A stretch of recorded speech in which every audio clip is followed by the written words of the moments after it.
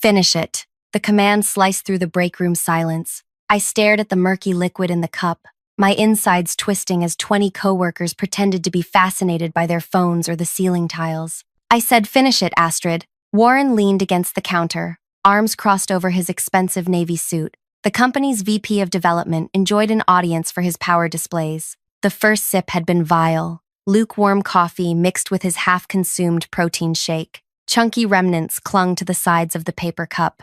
Everyone's waiting, or should I make that termination official right now? I met his gaze and tilted the cup back, forcing the gritty mixture down my throat. It tasted like humiliation, with notes of rancid vanilla. My eyes watered, but I refused to break eye contact. "There, happy now?" My voice came out steadier than I felt. Warren's lips curled into a satisfied smirk. "See? Was that so hard? Maybe next time you'll remember who runs this department before questioning my decisions in front of the entire team." All because I'd pointed out flaws in his rushed production timeline during the morning meeting. 3 years of stellar performance, countless weekends sacrificed, and one professional disagreement had led to this, drinking from his cup to learn my place. "Everyone back to work," he announced, plucking the empty cup from my trembling fingers. "Astrid and I will discuss her future tomorrow morning." The room emptied quickly. Nobody looked at me. Nobody said a word. I walked back to my desk with burning cheeks,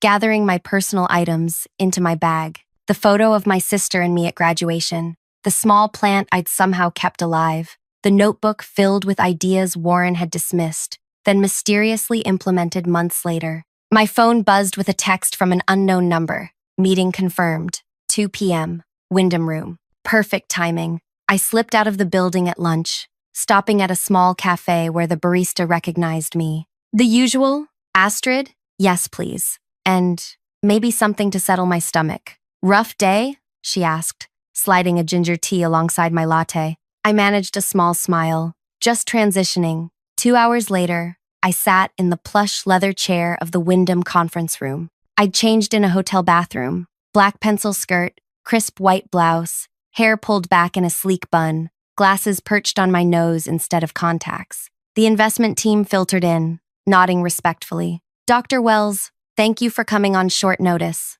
said Tessa, the lead investor. "My pleasure," I replied, arranging my materials precisely on the table. The door opened again and Warren strode in, confidence emanating from every pore, until his eyes landed on me. His stride faltered. Confusion, then recognition, then unmistakable fear flashed across his face. "What is she doing here?" he managed, looking around as if expecting someone to remove me. Tessa raised an eyebrow. "Dr. Astrid Wells is the industry consultant we hired to evaluate your biomedical division before we finalize our investment. She comes highly recommended." Warren's mouth opened and closed like a fish deprived of water. "There must be some mistake. She's a junior analyst in my department."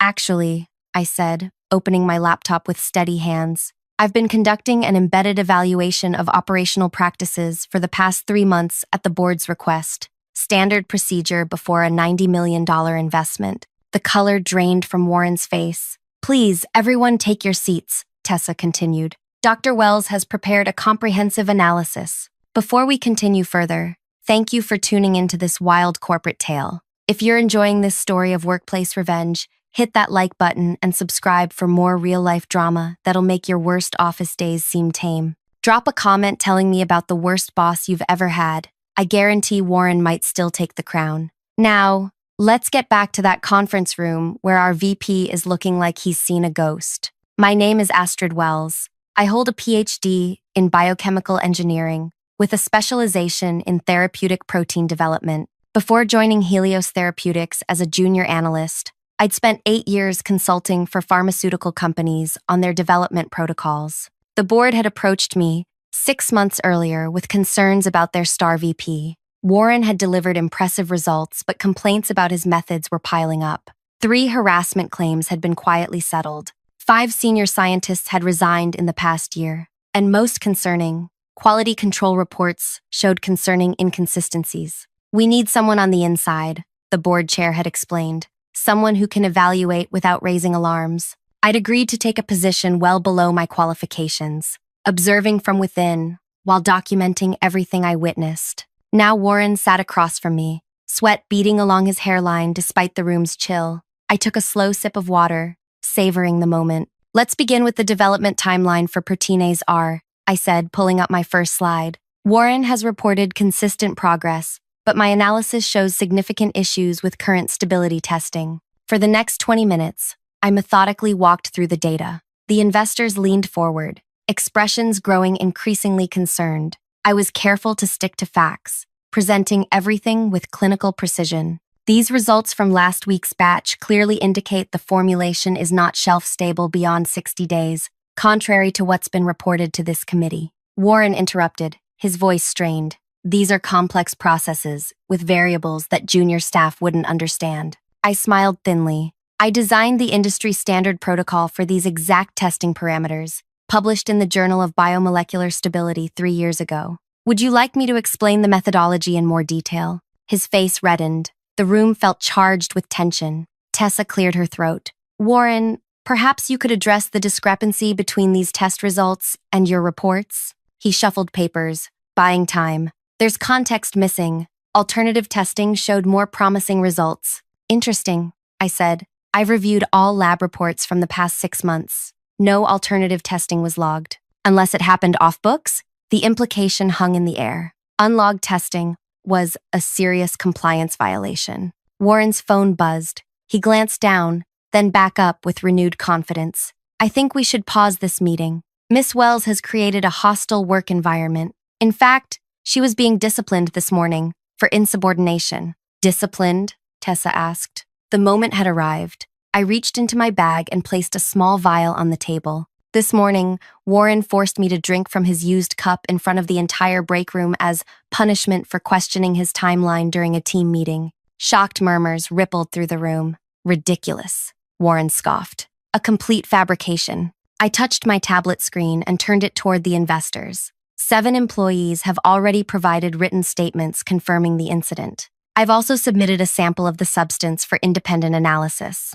Warren's laugh sounded hollow. It was a joke. Team building. Astrid understood that. Did I? I asked quietly. When you said, drink this, and maybe I'll reconsider your termination, was that the punchline? The room grew unbearably silent. This isn't just about one humiliating incident, I continued, maintaining my professional tone while letting just enough emotion show. It's about a pattern of behavior that's infected the company culture. I displayed a chart showing staff turnover under Warren's leadership compared to industry standards. The difference was staggering. Talent retention in biomedical research is critical for product development. Helios has lost 18 key scientists in 3 years. Exit interviews indicate a toxic work environment as the primary reason. One of the investors, a gray-haired man I recognized as Julian, spoke up. Warren, these accusations are serious. What do you have to say? Warren's entire demeanor changed. His back straightened,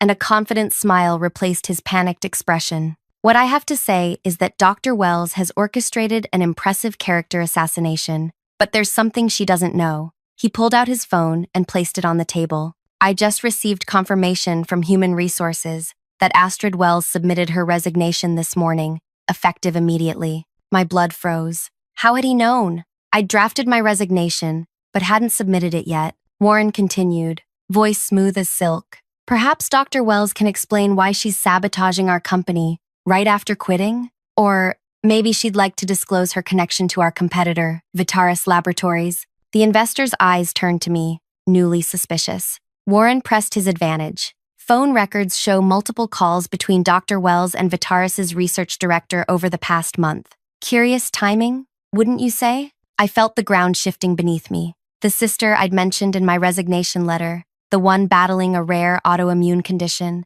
had recently enrolled in a Vitaris clinical trial. Those calls were personal, not professional, but how could I prove that? Warren's trap had been laid perfectly. In one masterful stroke, he'd transformed me from whistleblower to corporate spy. Is this true, Dr. Wells? Tessa asked, her previous warmth replaced with cool professionalism. I had seconds to respond before everything I'd built would crumble. Warren watched me with the satisfied smirk I'd come to despise, certain he'd won this battle just like all the others. But he'd forgotten one critical detail in his rush to discredit me, and that detail was about to change everything. I took a measured breath, feeling every eye in the room on me. Warren's accusation hung in the air, threatening to unravel everything. But a strange calm washed over me. "The resignation letter in HR's system isn't mine," I said quietly. Warren laughed. "Your signature says otherwise." "A signature I never wrote." I turned to Tessa. "May I borrow your tablet?" Calm with her.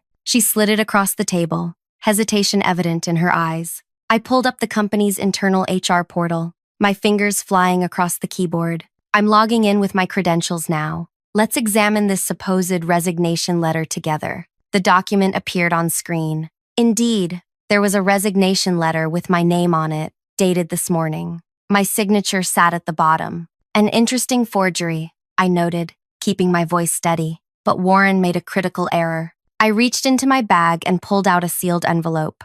"This is my actual resignation letter, which I drafted but never submitted. It's still sealed with today's date written on it." Warren scoffed. "Anyone could have prepared that after the fact." "True," I acknowledged. "But there's something else." I turned back to the tablet. The metadata on this digital document shows it was created at 10:38 this morning and uploaded to HR at 10:42. Julian leaned forward. "And the significance of that timing? At precisely 10:40 this morning, I was in the break room, being forced to drink from Warren's cup while 20 witnesses watched. The company's security cameras will confirm my location. I couldn't possibly have been at my computer uploading a resignation letter." Warren's confident smile faltered. "Moreover," I continued, "the document was uploaded from Warren's executive account, not mine. The system logs are quite clear about that. The room temperature seemed to drop 10 degrees. "You're suggesting I forged your resignation?" Warren's voice rose an octave. "I'm not suggesting anything. The system logs confirm it." I turned back to the investors. Warren discovered I'd been collecting evidence about his practices. Rather than address the problems, he decided to discredit me. Tessa studied the screen, then looked at Warren. "This is extremely troubling." Warren's face reddened. "This is absurd. She's manipulating you all. What about her connections to Vitaris?" "My sister Mira has been battling Lambert-Eaton syndrome for 7 years," I explained, opening a photo on my phone. "She's participating in a clinical trial at Vitaris because Helios doesn't have a treatment in development. My calls were to check on her progress. Nothing more." Julian rubbed his chin. "Warren, these allegations against Dr. Wells appear increasingly thin." Warren's expression darkened. His voice dropped to a dangerous whisper. "This is a mistake you'll regret, Astrid." The threat sent chills down my spine, but I held his gaze. "Are you threatening me in front of witnesses?" Again, the conference room door opened, and a security guard entered. Mr. Newman asked me to escort Miss Wells from the building. Newman, the head of security who played golf with Warren every weekend. Warren smiled triumphantly. "Company protocol. Since you've resigned, you'll need to leave immediately." "But she hasn't resigned," Tessa interjected. "Company records say otherwise." Warren stood. "This meeting is over until we resolve this personnel issue."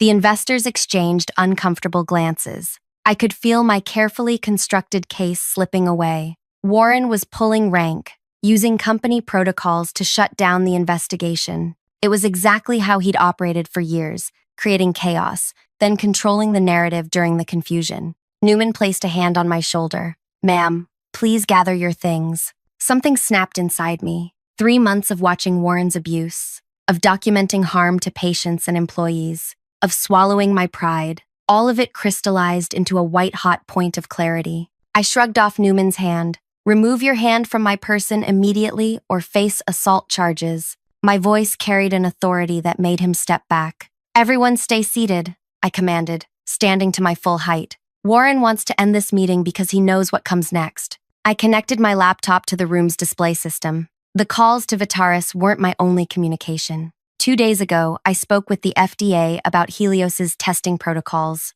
Warren froze. "You did what?" After discovering that safety data was being altered, I had a legal obligation to report it. I pulled up a series of internal emails. These communications show Warren instructing lab technicians to clean up unfavorable results before submitting them for regulatory review. The emails appeared on the large screen, damning in their clarity. "That's taken out of context," Warren sputtered. "The technicians who received these instructions have provided sworn statements," I continued. 3 of them independently confirmed they were directed to alter data that showed liver toxicity in animal subjects. Tessa leaned forward. Are you saying the company submitted falsified data to regulators? Yes. And there's more. I changed to a new screen. The protein degradation issue I mentioned earlier, it's not just about shelf stability. After 60 days, the compound breaks down into potentially toxic metabolites.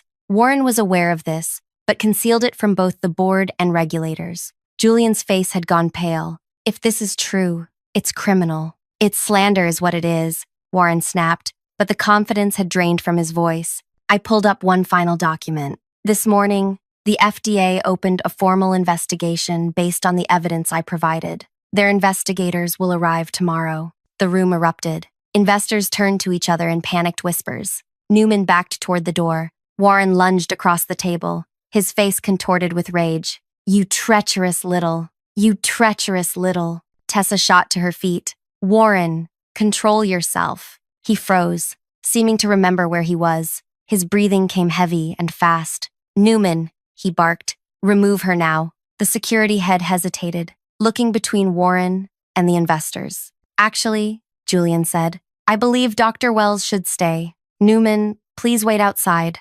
After the security head left, Julian turned to Warren. Is what she's saying true? Did you falsify safety data? Of course not. She's twisting normal quality control procedures into something sinister. Then you won't mind if we examine the original lab data, I suggested. Warren's eyes narrowed. Those records are confidential.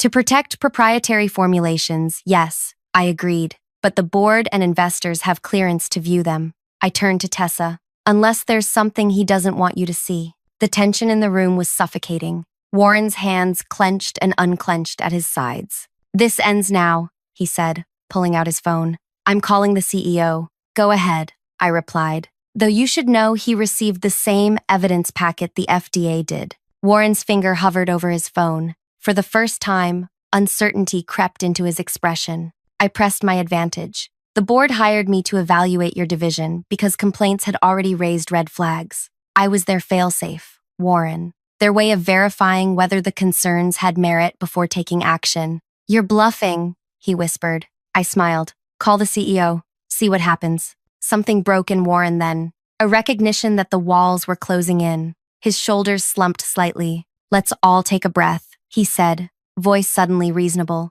Clearly there have been miscommunications. Perhaps Dr. Wells misinterpreted certain protocols. We can clarify everything with the full data. It was the pivot I'd expected. From aggression to damage control. Warren was nothing if not adaptable. I think that's wise, Tessa agreed. We should review everything together.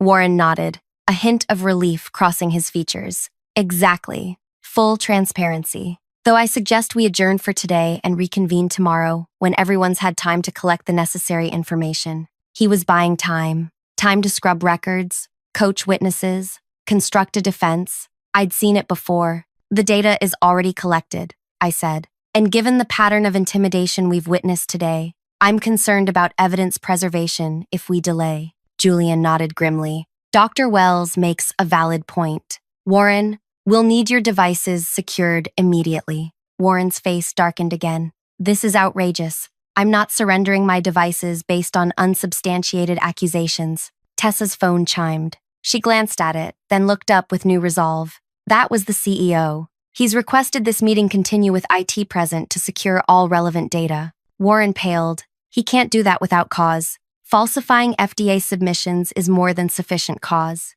Julian stated. Warren looked around the room, suddenly cornered. When he spoke again, his voice had changed. Lower, more dangerous. You have no idea what you're doing, Astrid. No idea who you're dealing with. I held his gaze. Actually, I do. That's why I came prepared. Warren pushed back from the table. This meeting is over. I'm calling my attorney. Before you go, I said, there's one more thing you should know. He paused at the door, eyes narrowed. The cup you made me drink from this morning, I said. I kept a sample of its contents. The lab results came back 30 minutes ago. So, he challenged. So the protein supplement you use contains undeclared stimulants not approved for human consumption. Stimulants you specifically told the FDA weren't in your personal formulation when they questioned you last year. Warren's hand froze on the door handle. Your personal enhanced protein blend that you've been promoting to athletes, the one you're planning to license to sports nutrition companies next month, it contains substances banned in professional sports.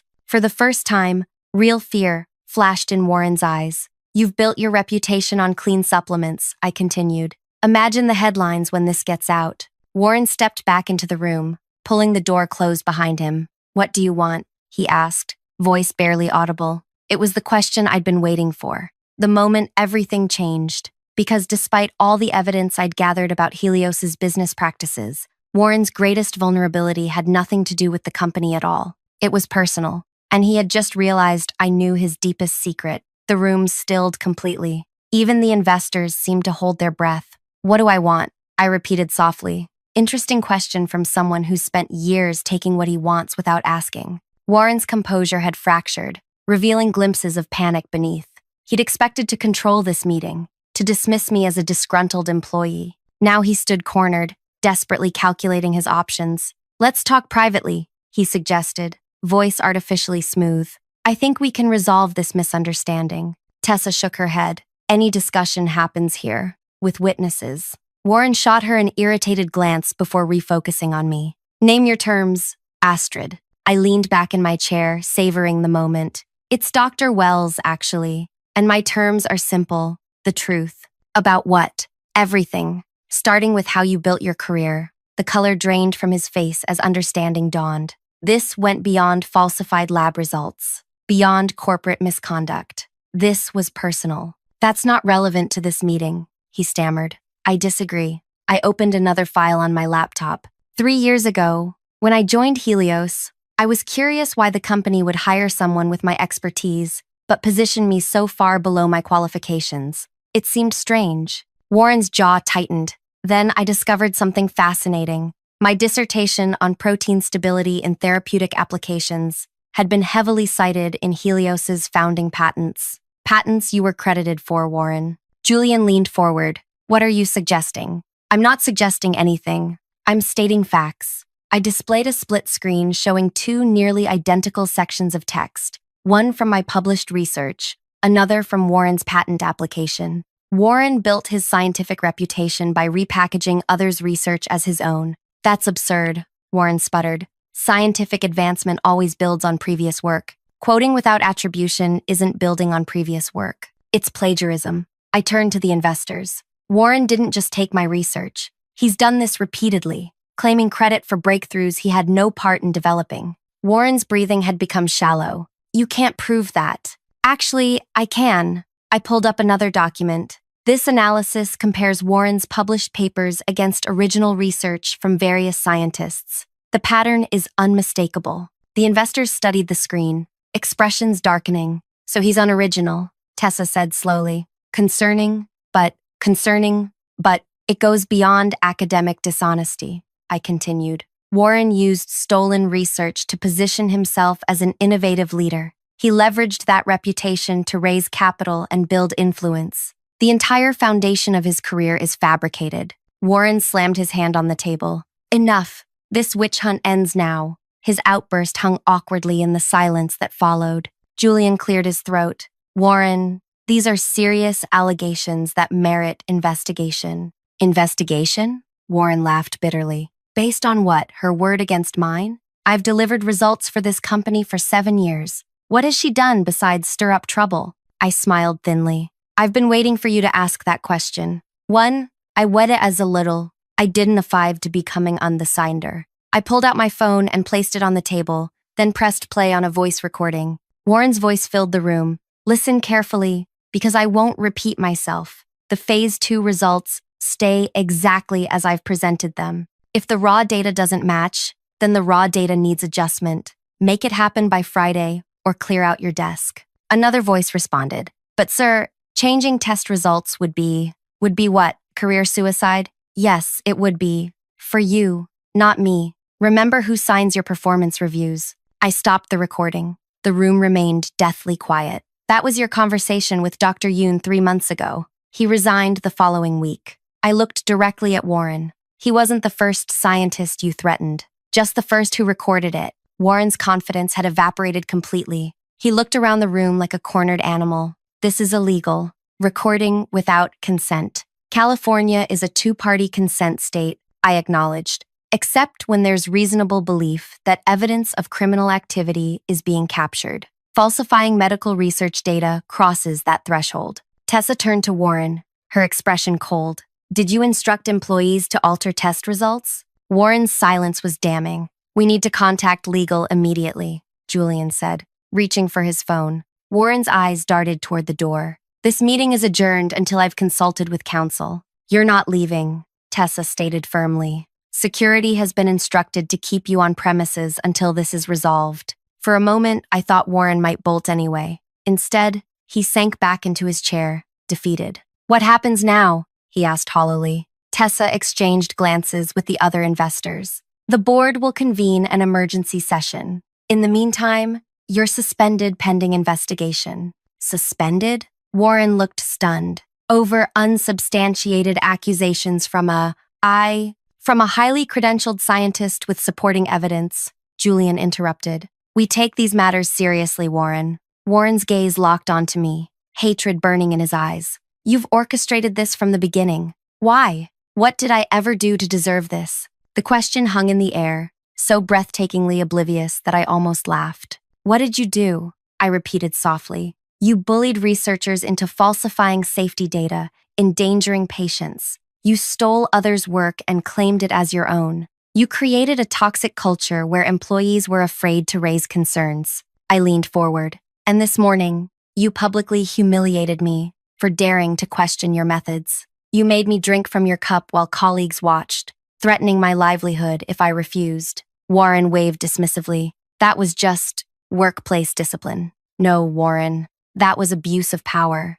The kind you've gotten away with for years because everyone was too afraid to challenge you. Tessa's phone chimed again. She read the message, then looked up grimly. The CEO has requested Warren's company devices be confiscated immediately. IT is on their way. She turned to Warren. This is now a formal investigation. Warren's face had gone ash gray. You can't do this. I built this division. I brought in the investors. Actually, Julian said, your research brought us in. Research that apparently wasn't yours to begin with. The door opened and two IT technicians entered, followed by Newman. Their expressions were solemn as they approached Warren. Sir, we need your laptop and phone, one technician said. Warren clutched his devices like lifelines. This is insane. I haven't had time to what? Tessa asked sharply. To delete incriminating material? Warren fell silent, finally surrendering his electronics. As they were bagged and labeled, the full weight of his situation seemed to hit him. What about my career? He asked quietly. Everything I've built? No one answered. No one needed to. The meeting adjourned shortly after. Warren was escorted to a conference room to await further instructions. The investors huddled with legal counsel, and I sat alone, watching my 3-month undercover operation culminate exactly as planned. Tessa approached me as I gathered my things. You knew all along, didn't you? About the research theft? I nodded. I suspected when I saw my work in company materials. The board confirmed it when they recruited me. Why not confront him immediately? Warren was powerful, connected. Exposing him without irrefutable evidence would have backfired. Tessa studied me. The cup incident this morning. Did you provoke him deliberately? I smiled faintly. I simply asked questions I knew he couldn't answer. His reaction was entirely his own.